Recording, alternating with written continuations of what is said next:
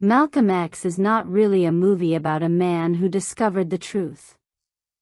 It is a movie about a man who repeatedly discovered that the truth was more complicated than he thought. That distinction is what gives Spike Lee's 1992 film its unusual emotional power, because Malcolm Little does not simply travel from ignorance to enlightenment in a straight line. He moves through identities, beliefs, communities, mistakes, victories, betrayals, and revelations, and every version of himself is eventually forced to confront the limitations of the version that came before it. The Malcolm we first encounter is almost impossible to reconcile with the man history remembers. Before the glasses, the sharp suits, the disciplined speeches, and the photographs that became symbols of black resistance, there was a young Malcolm Little growing up inside a family already being torn apart by the violence of American racism. Before Malcolm X became a minister, he was Detroit Red. Before he became a disciplined Muslim, he was a hustler. Before he became an advocate for a broader international understanding of human rights, he was a man whose worldview was defined by certainty, separation, and anger. And before any of those identities existed, there was simply a child trying to understand why the world seemed determined to tell him that he did not belong in it. That is the enormous challenge Spike Lee takes on. Malcolm's life contains enough transformations for several films, yet Malcolm X attempts to hold them inside one sweeping cinematic portrait. The film has to move from childhood trauma to Harlem nightlife, from prison cells to packed Nation of Islam meetings, from personal faith to political confrontation, from betrayal to pilgrimage, and finally toward an assassination that becomes almost unbearable precisely because the audience has watched Malcolm become someone new just before history takes him away. Denzel Washington's performance makes that journey believable not simply because he changes his clothes, posture, voice, and physical presence, but because each transformation feels psychologically motivated. We can see Malcolm learning how to become Malcolm before we ever see him become the icon. And that is why the question at the center of this film is more complicated than asking whether Malcolm was right or wrong. Which Malcolm are we actually talking about? The angry young man who saw the world through racial conflict? The charismatic minister who could turn a room full of strangers into followers? The loyal disciple who believed Elijah Muhammad represented an almost unquestionable authority? Or the older Malcolm who returned from Mecca having discovered that his understanding of race, religion, and humanity could no longer remain as simple as it once was? The answer is all of them. The film's most important idea is that none of these versions can be isolated from the others. Malcolm's later wisdom exists partly because of his earlier mistakes. This is also why Malcolm X is difficult to classify as an ordinary biopic. A conventional biographical film often chooses a central achievement and builds a life toward it. Malcolm X chooses transformation itself as its subject. There is no single destination because Malcolm keeps changing the destination.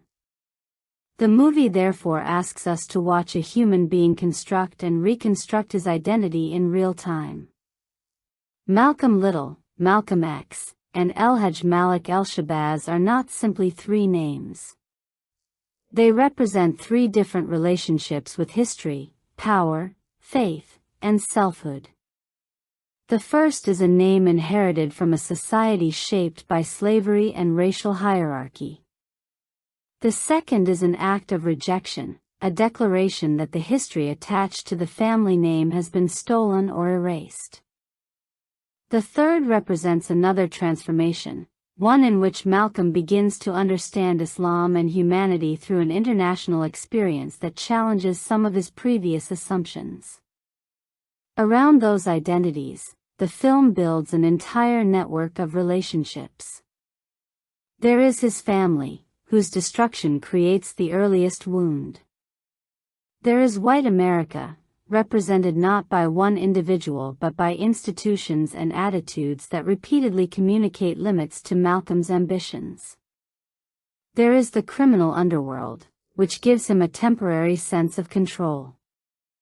There is the nation of Islam, which gives him discipline, purpose, language, and belonging while also eventually demanding a level of ideological certainty that Malcolm can no longer accept.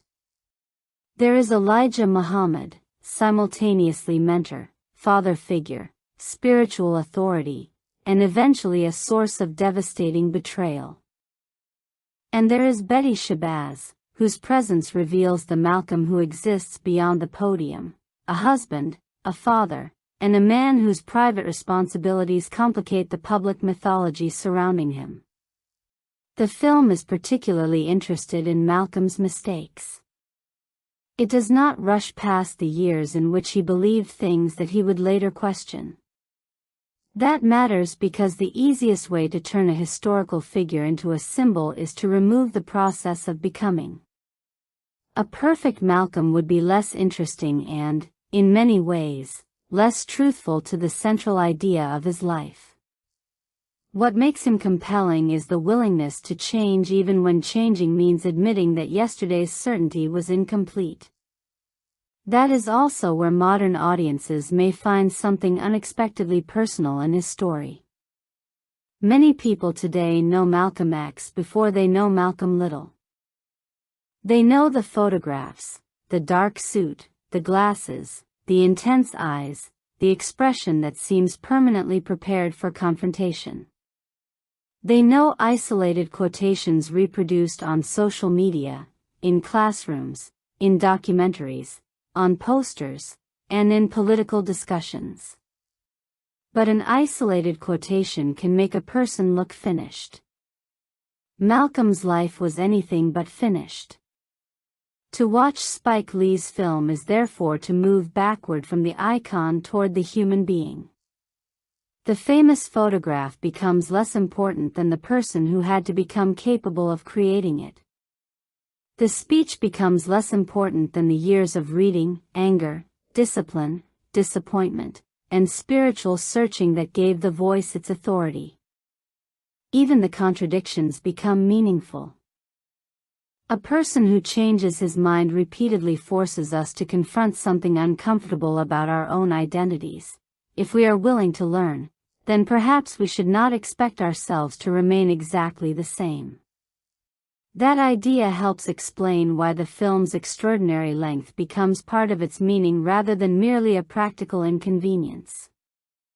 Malcolm's life cannot be reduced without losing the very quality that makes it historically significant. The audience needs time to experience the distance between the young man in Harlem and the international thinker at the end. We need to feel the confidence of one Malcolm before we can understand why another Malcolm has to emerge. The movie asks viewers to live with the character long enough that his transformations begin to feel like transformations rather than plot points. And underneath everything is a question the film never fully answers because history itself never had the opportunity to answer it. If Malcolm had lived another 10 years, who would he have become? That question gives the entire film a strange feeling of incompleteness. We know where the story ends, but Malcolm's own story was not actually finished. His final identity was not a conclusion so much as another beginning. He had moved beyond the certainty of his earlier years, but he had not reached some final philosophical destination. He was still learning, still organizing, still arguing, still refining his understanding of race and religion and international politics. His death therefore freezes him at the exact moment when transformation remains possible.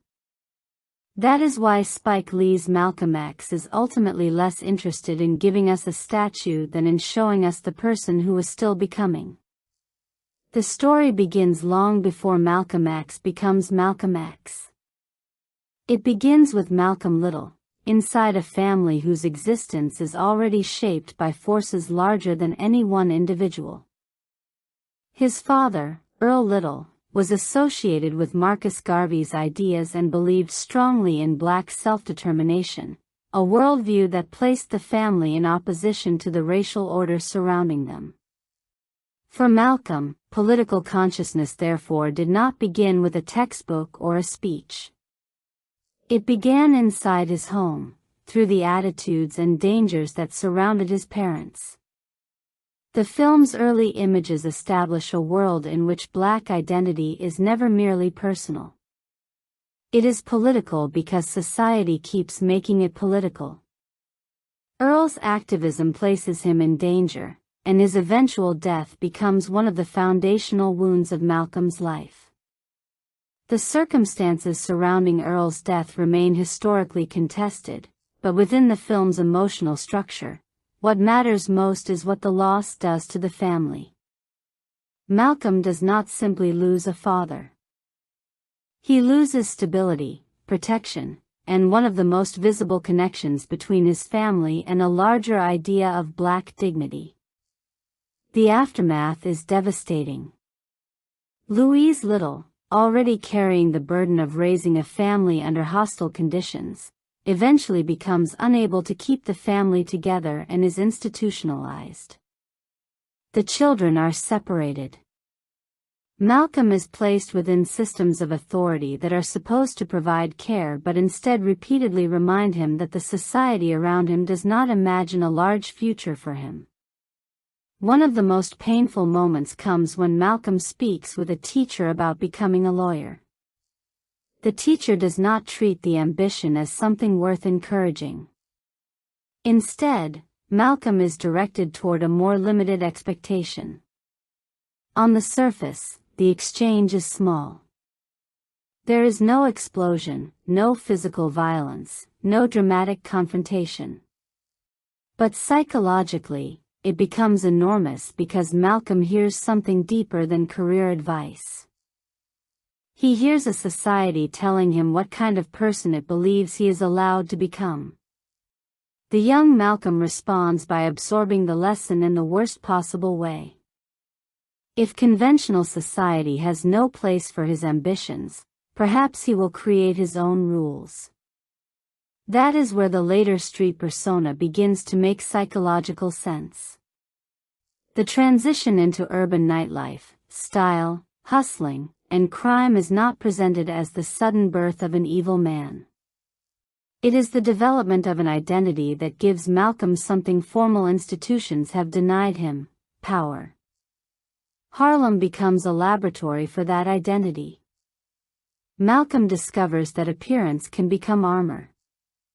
The clothes matter. The confidence matters. The language matters. The nickname Detroit Red matters. These things allow him to construct a person who does not look like the frightened child who was separated from his family. The zoot suit becomes more than clothing. It becomes performance, rebellion, and control. His friendship with Shorty places him inside a world where intelligence is useful but not necessarily directed toward education. Malcolm is observant, ambitious, quick with language, and capable of reading people. Those qualities do not disappear when he enters criminal life. They simply become tools for survival. This is one of the film's most important psychological observations. Malcolm's later greatness does not emerge from nowhere. The same intensity that makes him dangerous in one environment becomes extraordinary when placed inside another. The problem is that the street can provide only temporary control. Eventually, the consequences of Malcolm's criminal activities catch up with him. Arrest and imprisonment remove him from the environment in which he has built his identity and place him inside a very different kind of confinement. Ironically, prison becomes the place where Malcolm begins to become free. At first, there is little reason to believe that transformation is coming. Malcolm enters prison carrying anger, resentment, and the habits of a man who has learned to survive through confrontation. Religion does not immediately attract him. In fact, his early hostility toward it makes sense. He has spent years watching institutions fail his family, so the idea that another institution might provide answers is not automatically comforting. But prison introduces a different possibility: time. For perhaps the first time in Malcolm's life, there is nowhere else to run. The energy that once went into hustling, nightlife, and survival can be redirected toward thought. His brother's connection to the Nation of Islam introduces him to Elijah Muhammad's teachings, and Malcolm begins to encounter a language capable of explaining the anger he has carried for years. What begins as religious instruction becomes intellectual reconstruction. Malcolm teaches himself to read with an intensity that borders on obsession. The famous dictionary copying sequence is important because it turns education into a physical act. He is not simply learning vocabulary. He is rebuilding the limits of his world. Every word expands the number of things he can understand, describe, and eventually argue about. Literacy becomes liberation because Malcolm discovers that the person who controls language can challenge the person who controls the definition of reality. That discovery changes him. His body becomes disciplined. His mind becomes disciplined. His relationship with time changes. The street intelligence that once helped him survive is now redirected towards study, religion, history, and rhetoric. The decision to reject the name Little becomes equally important. Malcolm comes to understand the surname as a reminder of a history in which the original African identities of enslaved people were erased and replaced. The letter X therefore functions as both absence and possibility. It represents a name that has been lost, but it also represents Malcolm's refusal to pretend that the lost history does not matter. When he becomes Malcolm X, he is not merely adopting a new label. He is announcing that Malcolm Little no longer has the authority to define him. After prison, that new identity enters the outside world. Malcolm arrives in the Nation of Islam with an unusual combination of discipline, charisma, intelligence, and hunger. He is not content simply to believe. He wants to explain. He wants to persuade. He wants to make other people feel the same certainty that has transformed him. Elijah Muhammad becomes the central figure in that transformation. To Malcolm, he is not just a religious leader. He is a father figure, teacher, and source of intellectual legitimacy. The relationship works because Malcolm has spent years searching for authority after losing his family structure. The Nation of Islam gives him a community and a framework. It tells him that his pain has a history and that his identity can be rebuilt. Malcolm becomes one of the organization's most effective public voices because he understands performance. He knows how to use silence. He knows how to make a statement land. He knows how to turn an abstract political idea into a personal confrontation. His public speeches carry the energy of the street but the structure of the classroom. He can speak with the confidence of someone who has already fought his way through several identities. The same verbal sharpness that once made him effective in criminal circles now becomes a weapon of political persuasion. And yet, beneath the growing certainty, another Malcolm is beginning to emerge. His marriage to Betty Shabazz introduces a private dimension that the podium cannot provide. Malcolm's public persona is controlled, forceful, and often deliberately provocative. At home, he is confronted with responsibilities that cannot be solved by rhetoric. Betty and their children force him to inhabit a world where political certainty has emotional consequences. This distinction becomes increasingly important as Malcolm's fame grows. The more people recognize Malcolm X, the more difficult it becomes for Malcolm to remain only a private man. The public wants a symbol. The Nation of Islam wants a loyal representative. The media wants a provocative figure. His enemies want a dangerous extremist. His followers want a leader. Malcolm himself is still trying to determine what he wants to be. His conflict with mainstream civil rights figures, particularly the contrasting public image of Martin Luther King Jr., becomes part of this tension. Malcolm's emphasis on black self-determination and self-defense creates a sharp contrast with King's public commitment to nonviolent resistance. Yet reducing the two men to simple opposites misses the complexity of both. The film uses their contrast partly because it helps viewers understand Malcolm's position at that stage of his life, but Malcolm's later evolution will make the contrast less stable. For now, however, Malcolm believes deeply in the system of ideas that gave him his second life.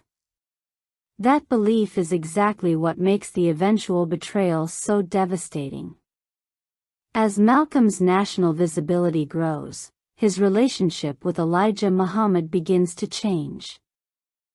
He learns disturbing information about the man he has treated as a moral authority, particularly regarding Muhammad's personal conduct. The discovery creates a conflict that is much deeper than political disagreement. Malcolm has built his identity around the idea that truth and discipline matter.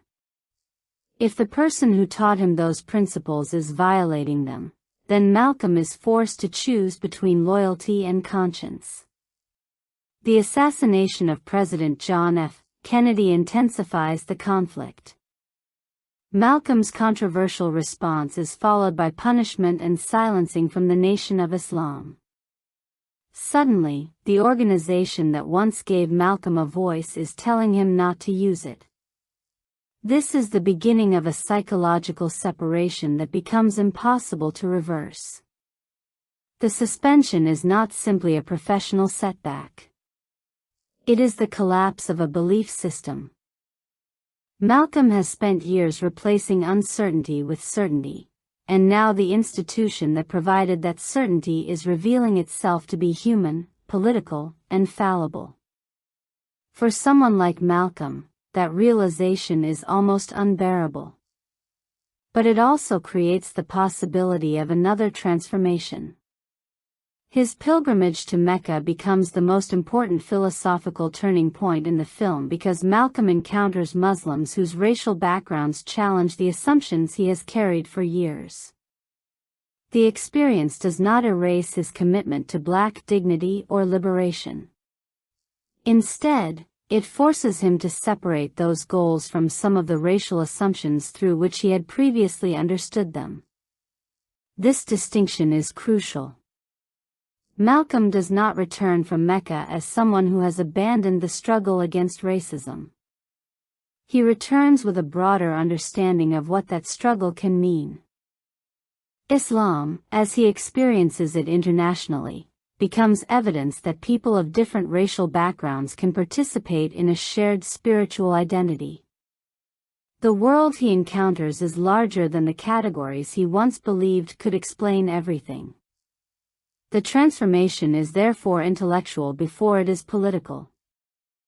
Malcolm has discovered that the enemy cannot simply be defined by skin color. Racism is a system, an ideology, and a structure of power. That does not make his earlier anger meaningless. It makes his understanding of that anger more complicated. He returns to America as El-Hajj Malik El-Shabazz and begins constructing new organizations and new political relationships. Muslim Mosque Incorporated and the Organization of Afro-American Unity reflect an expanding vision. His attention increasingly turns toward international human rights and the global dimensions of racial oppression.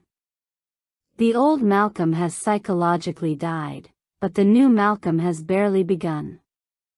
That unfinished quality becomes central to the final movement of the film. Malcolm's new political and religious identity threatens multiple forces at once. Former allies no longer fully trust him. The Nation of Islam has reasons to see him as a threat. His public prominence makes him vulnerable. His family lives with the consequences of that danger.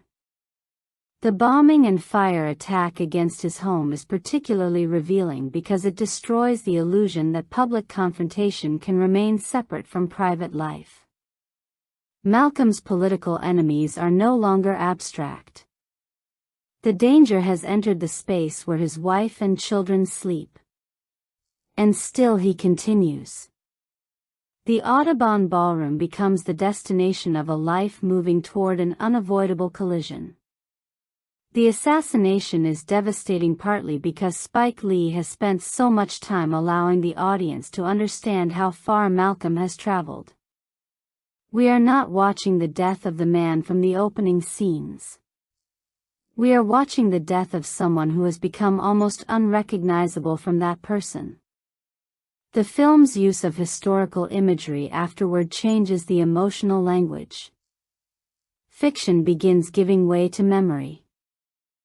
Denzel Washington's performance has carried us through decades of transformation, but the real Malcolm remains outside the film, preserved in photographs and archival images. That distinction matters. The actor can recreate Malcolm's voice, posture, anger, intelligence, and vulnerability, but he cannot become the historical man. At the end, the movie deliberately reminds us of that boundary. The character we have watched belongs to cinema. The person who lived, changed, organized, argued, loved, made mistakes, and died belongs to history. And history does not provide the ending we want. Malcolm was only 39. That number becomes almost surreal after spending hours watching the density of his life. He had already lived several identities, but he had not finished constructing the one that might have lasted longest. The appearance of figures such as Nelson Mandela and the invocation of Martin Luther King Jr. broaden the final meaning of Malcolm's life beyond one organization or one political philosophy. He becomes part of a larger historical struggle over dignity, equality, identity, and human rights. Yet Malcolm's greatest significance may not be that he arrived at a final answer. It may be that he became increasingly willing to question his answers.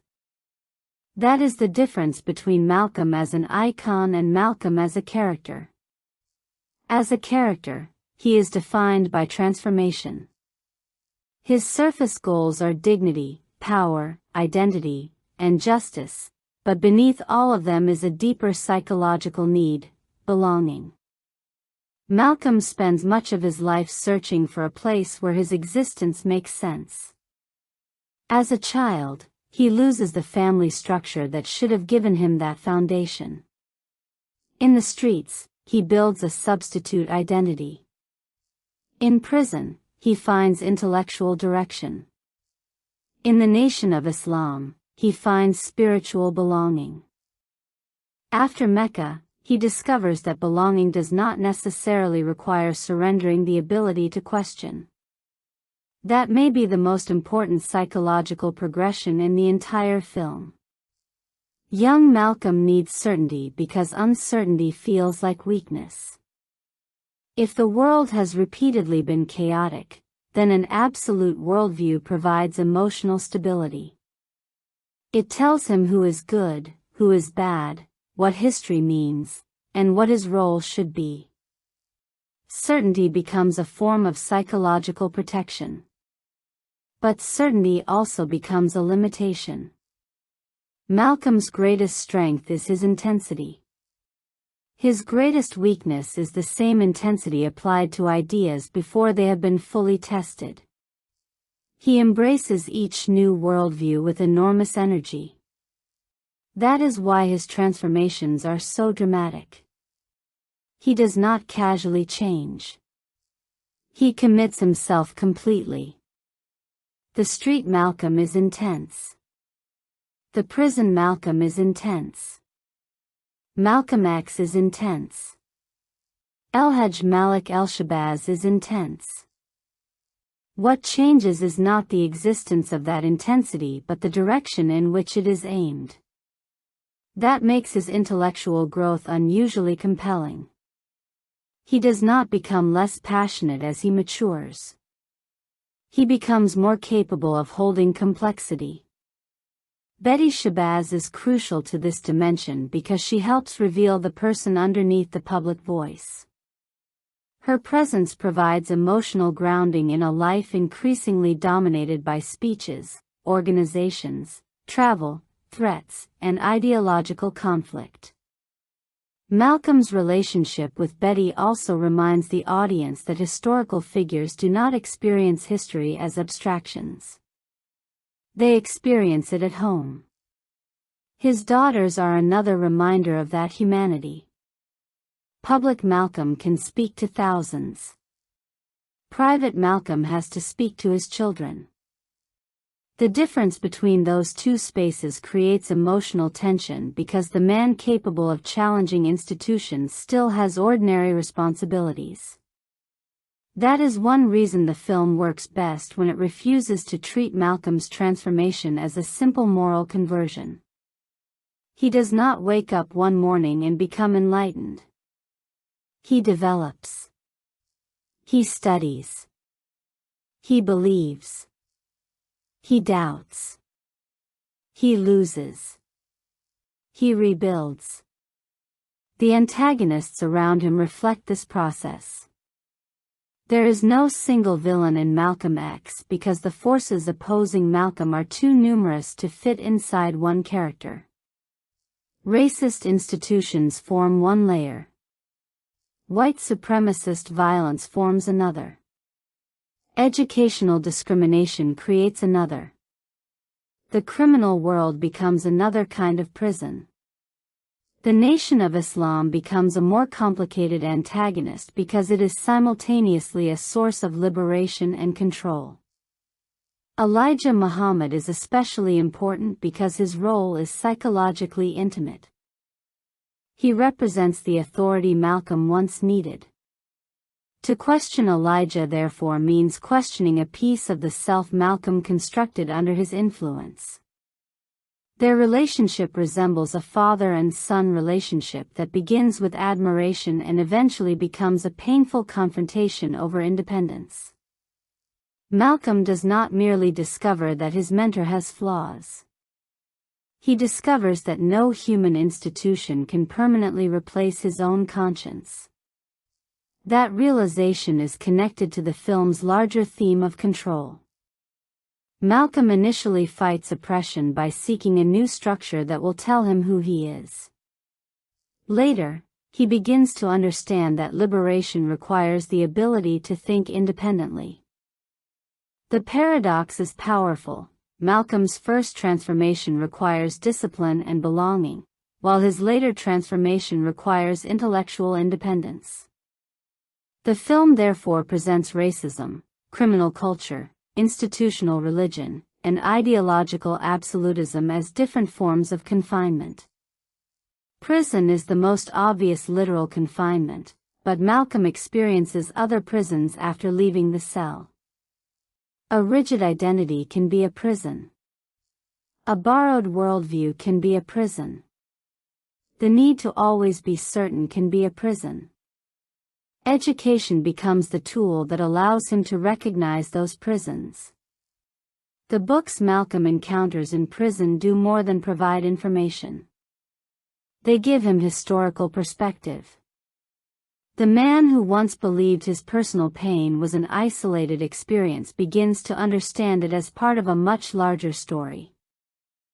Literacy connects the individual to history, and history gives the individual language for understanding injustice. That is why the film repeatedly returns to words. Names matter. Speeches matter. Letters matter. Books matter. Malcolm's voice matters. His ability to articulate an idea becomes almost indistinguishable from his ability to exist publicly. His rhetoric is not simply dialogue.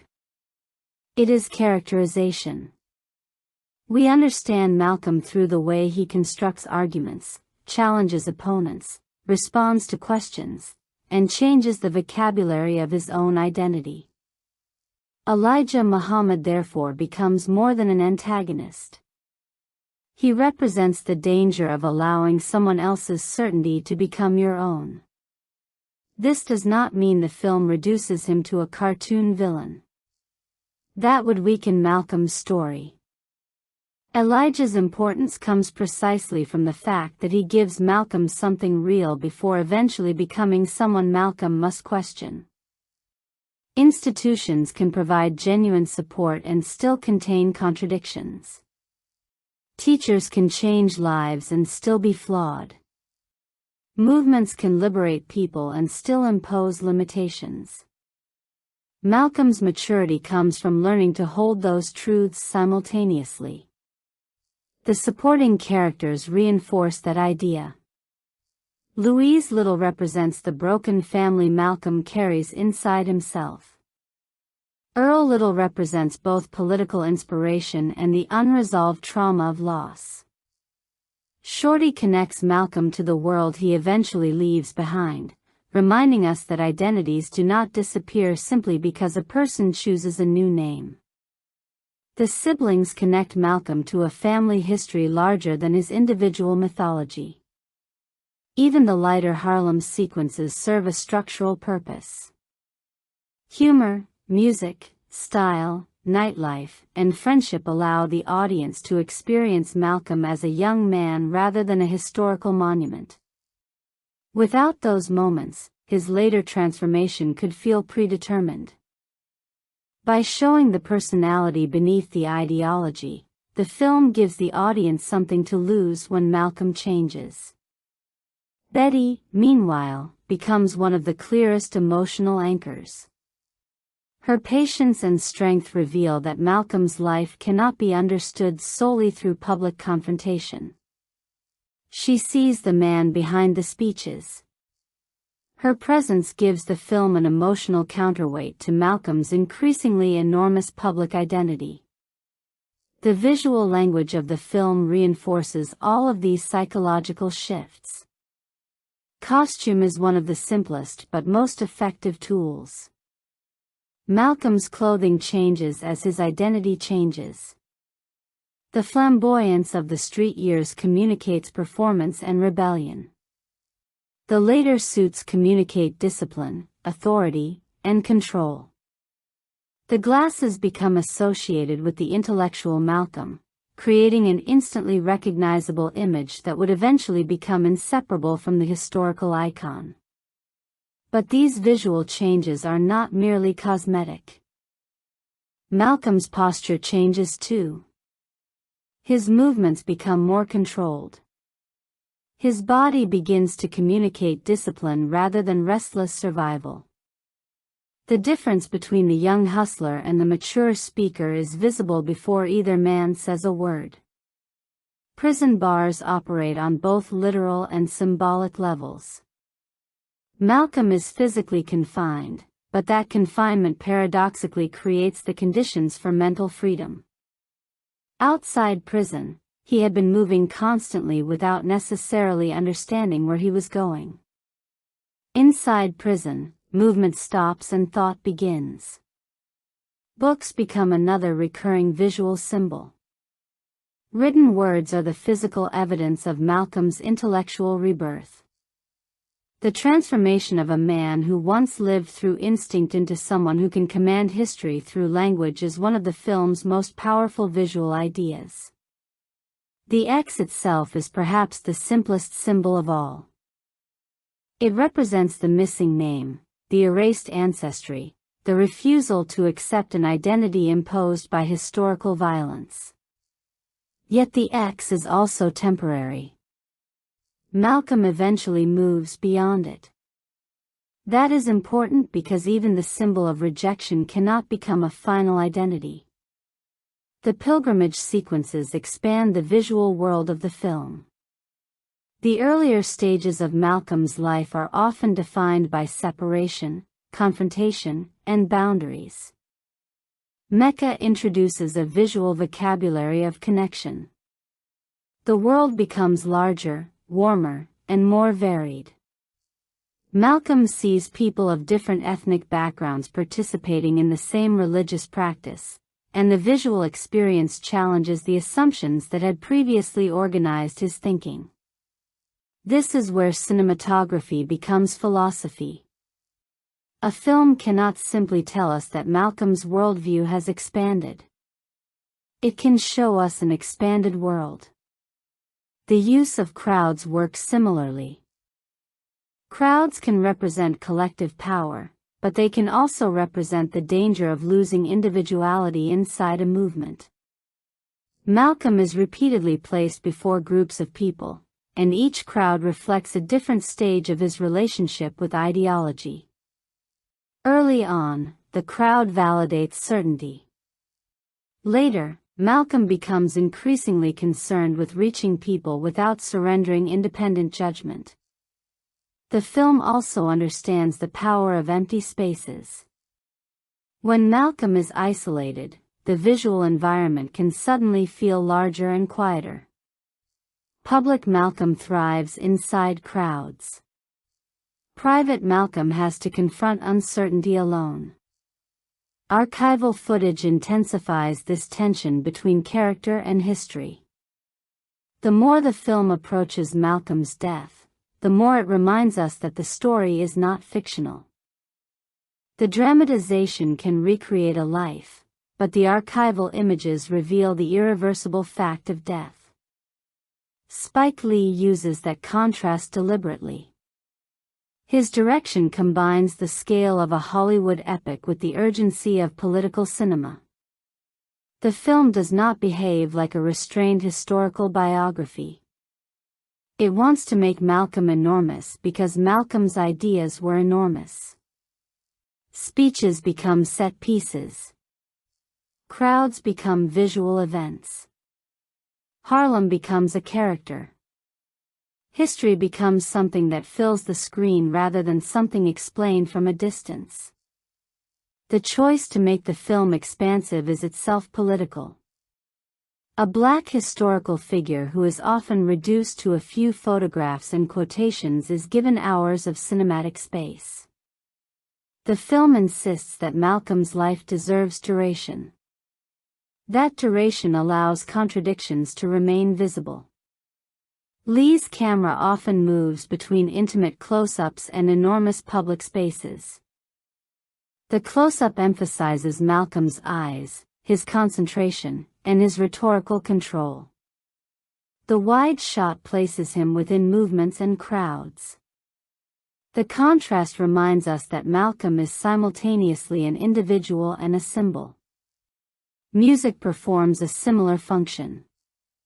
Terence Blanchard's score helps translate historical events into emotional experience.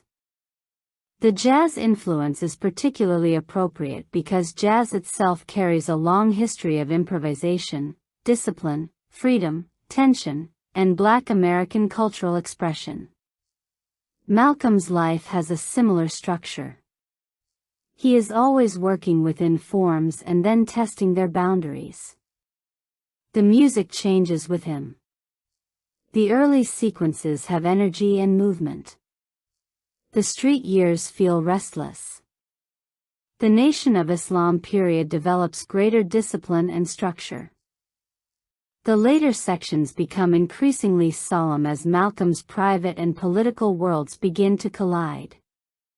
Music during speeches can elevate rhetoric into performance, but the restraint during personal moments is equally important. Sometimes silence communicates more than an orchestral cue could. The absence of music can force the audience to sit with Malcolm's vulnerability rather than being told what emotion to feel. Sound design also turns Malcolm's voice into an instrument. His cadence is rhythmic. He knows when to accelerate and when to pause. Crowd reactions become part of the performance. Applause, murmurs, laughter, disagreement, and silence all contribute to the emotional architecture of his speeches. The Harlem soundscape places us inside the environment Malcolm came from. Prison sounds create another form of confinement. Religious spaces produce another acoustic identity.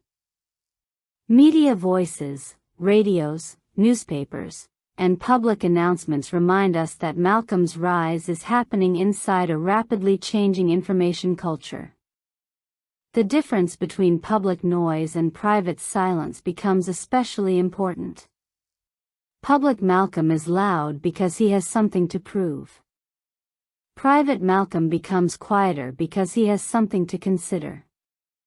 That difference is part of what makes Denzel Washington's performance so extraordinary. The performance does not depend on a single accent, gesture, or physical resemblance. Washington understands that Malcolm's voice should change because Malcolm's certainty changes. The younger Malcolm often carries himself as if the world is something to defeat. The later Malcolm carries himself as if the world is something to understand. That is a much harder transformation to perform. It is also why audiences can remain emotionally invested even when they disagree with Malcolm's ideas at different points in the story. The film is not asking us to approve every belief. It is asking us to witness the process by which those beliefs are formed and challenged. That distinction becomes especially important when considering the film's cultural impact. When Malcolm X arrived in 1992, it was not simply another historical drama. The project carried enormous expectations because Malcolm remained a deeply contested figure. Some viewers saw him primarily as a symbol of Black pride and resistance. Others associated him with the most uncompromising rhetoric of his Nation of Islam years. A major Hollywood film had to navigate both memories. Spike Lee already had a reputation for making films that confronted racial politics directly. Denzel Washington brought extraordinary mainstream credibility. Together, they made Malcolm X feel like a cultural event. The movie also arrived at a moment when American racial tensions remained highly visible. The early 1990s were not a period in which discussions of race belonged safely to history books. They were present in politics, media, music, education, and daily life. That made Malcolm's story feel contemporary even though the events depicted had occurred decades earlier. The film's reception was therefore shaped by two different expectations. Some audiences wanted Malcolm's legacy honored. Others wanted his contradictions challenged. Some wanted a political biography. Others wanted a human story. Some wanted historical precision. Others wanted cinema. No single film could completely satisfy all of those demands. Denzel Washington's performance became the most universally discussed element because it gave viewers a Malcolm who felt physically and emotionally present. His performance did not make Malcolm less controversial. It made him more human. That distinction helped the film reach viewers who may previously have encountered Malcolm only as a name in a textbook. The movie's influence extended beyond theaters because it became a gateway. For younger viewers, Malcolm X could become the beginning of a historical investigation rather than the conclusion of one. The film encouraged audiences to seek out speeches, photographs, books, documentaries, and, most importantly, Malcolm's own autobiography. Its relationship with hip-hop culture also helped keep Malcolm's image alive. The glasses, suits, photographs, and quotations circulated through a generation that understood the power of visual and verbal symbols. Malcolm became both historical figure and cultural icon. But there is a danger in becoming an icon. The more famous Malcolm becomes, the easier it is to freeze him in one image. The glasses become the man. The quotations become the philosophy. The final photographs become the entire life. Spike Lee's film resists that simplification by showing the changes. That is perhaps its greatest long-term contribution. Critically, the film has always existed in a complicated space between admiration and debate. Its ambition is difficult to deny. Its scale is unusual. Its production design creates a convincing historical environment. Its performances are powerful. Its use of archival material gives the ending an unusual documentary force. But the film also raises legitimate questions. A life as complex as Malcolm's cannot be represented without selection. Choosing what to include automatically means choosing what to leave out. 3+ hours may feel enormous, but Malcolm's life contains more political, religious, personal, and historical material than even this film can accommodate. That creates the central problem of historical cinema. Compression can create clarity, but clarity can also create false certainty. A viewer may leave Malcolm X feeling that they now understand Malcolm completely. That is precisely when further research becomes necessary. The film is an interpretation. It is not a documentary record of every conversation, every political development, every relationship, or every contradiction. This is also where concerns raised by Malcolm's daughters and others surrounding the production become important. Questions about who has the authority to interpret Malcolm's life are not minor production disputes. They reflect a larger problem with historical storytelling. When a filmmaker transforms a real person into a cinematic character, artistic decisions inevitably shape public memory. Spike Lee's interpretation is powerful, but it remains an interpretation. That does not invalidate the film. It makes the film more interesting. The controversy surrounding the movie can actually demonstrate how culturally significant Malcolm remains. If his life were historically settled and emotionally uncomplicated, there would be little reason to debate how he should be portrayed. Instead, different communities continue to argue over which Malcolm should be emphasized. The radical Malcolm.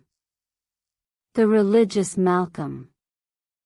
The intellectual Malcolm. The family man. The internationalist. The black nationalist. The reformer. The man still changing. The strongest defense of the film is that it understands these versions cannot be separated cleanly.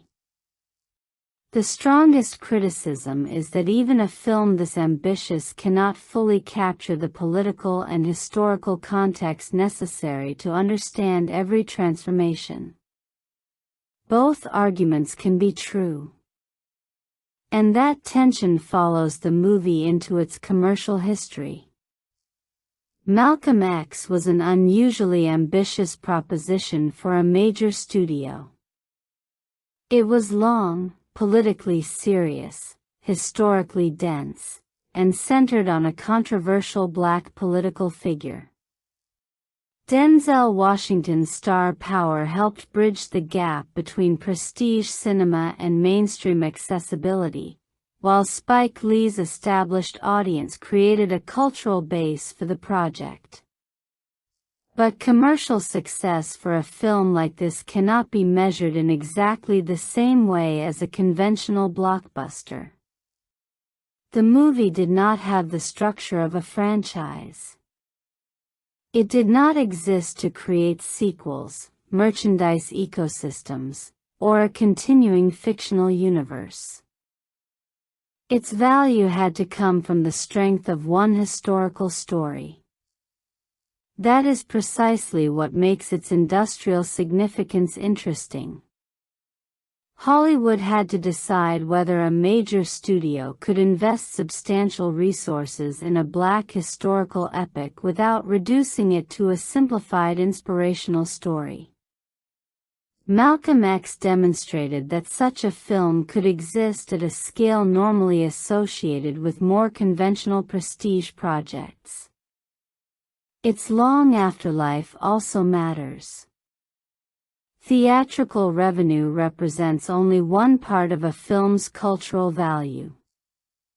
Home video, television, classrooms, libraries, academic discussion, and later digital circulation extended the movie's influence far beyond its initial release.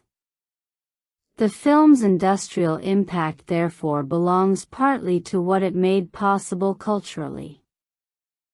Spike Lee's position within American cinema became even more significant, while Denzel Washington's status as a major dramatic actor was reinforced by a performance that would become one of the defining portrayals of a historical figure in modern American film.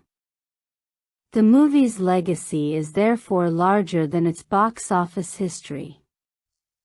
It occupies an important place in Spike Lee's filmography and in the broader history of Black American cinema because it attempted something rare: to place a black political figure at the center of a major Hollywood epic without removing the political contradictions that made that figure controversial. That is a difficult balance. The film wants Malcolm to be inspirational without making him flawless. It wants him to be charismatic without pretending that charisma equals moral perfection. It wants to honor his transformation without hiding the beliefs he later challenged. Denzel Washington's performance remains central to that achievement. His Malcolm is not static. His voice changes. His posture changes. His face changes. The rhythm of his speech changes. His relationship with silence changes. Most importantly, his relationship with certainty changes. That is why the film remains so watchable decades after its release. Malcolm's questions about identity do not belong exclusively to the 1940s, 1950s, or 1960s. Young people still search for belonging. People still inherit identities before they understand them. People still discover that institutions they trust can be flawed. People still struggle with the difference between changing one's mind and betraying one's past. The technology may date. Some editorial choices may feel distinctly early 1990s. The visual language may carry the fingerprints of its era. Modern audiences also have access to far more archival material than viewers did when the film was released. But the psychological questions remain remarkably current. Who am I? Who taught me what I believe? What happens when I discover that my teacher was wrong? Can I change without becoming a traitor to the person I used to be? Can political anger become political understanding? Can faith survive doubt? Can identity be reclaimed rather than simply inherited? Those questions give Malcolm X its durability. The movie's greatest weakness may also be connected to its greatest strength. Its enormous scale creates room for complexity, but its mythic presentation can sometimes make Malcolm feel larger than ordinary human limitations. The performance is so charismatic that viewers may instinctively admire him even during periods when the ideas being expressed deserve critical examination. Yet perhaps that tension is unavoidable when cinema attempts to portray someone whose real-world charisma was itself historically powerful.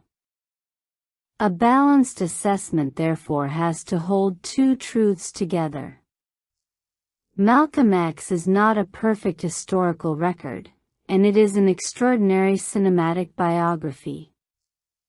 As cinema, it is ambitious, emotionally intelligent, visually powerful, and anchored by one of Denzel Washington's greatest performances. As history, it is an entry point rather than a final authority. That distinction should not reduce the film's value. It should increase it. Because the best historical films do not close the door on history. They open it. And Malcolm X leaves that door wide open. The deepest meaning of the film returns us to the difference between Malcolm Little and El-Hajj Malik El-Shabazz.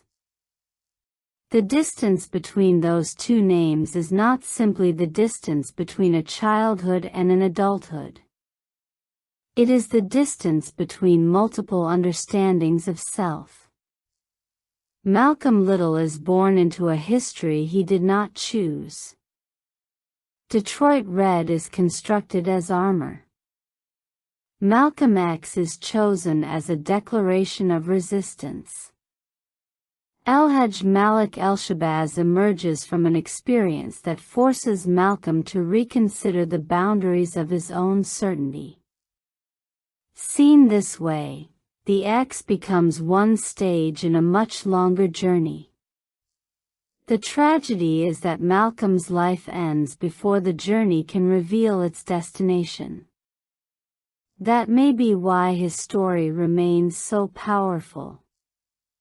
If Malcolm had lived long enough to settle permanently into one final ideology, perhaps history would have frozen him more easily. Instead, he died while still changing. His unfinished transformation becomes part of his legacy. The young Malcolm believed knowledge could give him power. The mature Malcolm discovered that knowledge could also destroy the beliefs that made him feel powerful. That is a much harder lesson. Learning something new is easy when it confirms what we already believe. The real test comes when knowledge asks us to surrender certainty. Malcolm repeatedly faced that test. He had to abandon identities. He had to challenge institutions. He had to reconsider teachers. He had to confront his own previous beliefs. And eventually, he had to accept that changing his mind did not erase the person he had been. It meant carrying that person forward with greater understanding. That is why Malcolm's legacy cannot be reduced to one quotation or one photograph. A photograph captures a moment. Malcolm's life was movement. A quotation captures a thought. Malcolm's life was revision. An ideology captures a position. Malcolm's life was evolution. And perhaps that is the greatest argument Spike Lee's film makes without ever needing to state it directly. Historical heroes become less useful when we turn them into statues. A statue cannot learn. A statue cannot admit a mistake. A statue cannot change. Malcolm could. That capacity for change is what makes his story relevant to people who did not live through the era he lived through. His life demonstrates that identity is not necessarily a prison. The person you were yesterday does not have to dictate the person you become tomorrow. But transformation has a cost. Sometimes changing means losing people who love the old version of you. Sometimes it means disappointing institutions that once gave you purpose. Sometimes it means admitting that a belief you defended passionately was incomplete. Sometimes it means entering uncertainty without knowing what will replace the certainty you have abandoned. Malcolm experienced all of those costs. And yet he continued learning. That is why the final images carry such emotional force. Denzel Washington's face gives way to the real Malcolm's face. The cinematic character gives way to archival history. The recreated world gives way to photographs. For a moment, the distinction becomes unavoidable. We have been watching an actor interpret a human being. The human being really lived. He really lost his father. He really lost his family. He really entered the streets. He really went to prison. He really taught himself. He really became Malcolm X. He really questioned the institution that had transformed him. He really traveled to Mecca. He really changed. And he really died before anyone could know what his next transformation would have been. That final uncertainty is not a weakness in Malcolm's story. It is the story. If the film changes our understanding of Malcolm at all, perhaps it is by replacing the idea of a finished icon with the image of a human being in motion. The Malcolm we remember is not one Malcolm. He is a series of Malcolms connected by the courage to keep searching. And that leaves one question worth carrying beyond the film. Which version of Malcolm affected you most?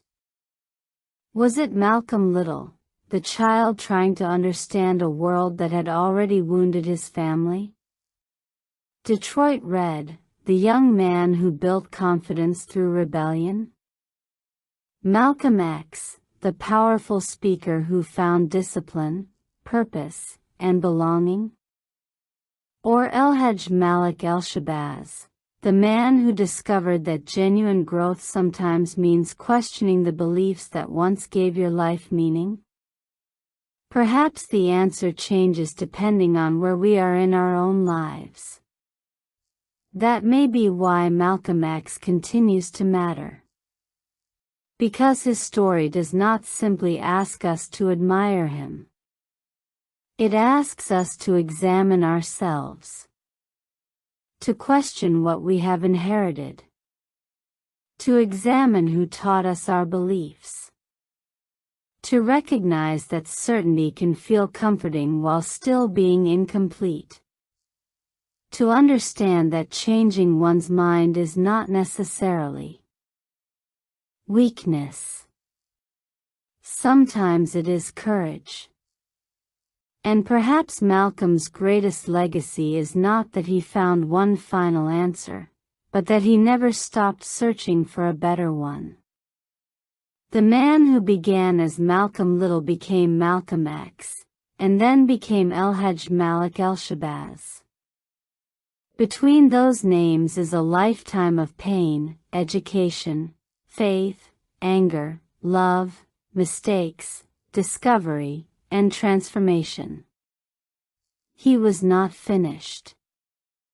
That is what makes his death tragic. And that is what makes his life unforgettable. If there is one idea to carry away from Spike Lee's Malcolm X, it is this. The most important part of Malcolm X's story may not be the man he became at the end, but the fact that he never stopped becoming. His life was unfinished. His thinking was unfinished. His transformation was unfinished. And perhaps that unfinished quality is exactly why, decades later, we are still watching, still debating, still questioning, and still trying to understand the man behind the photograph.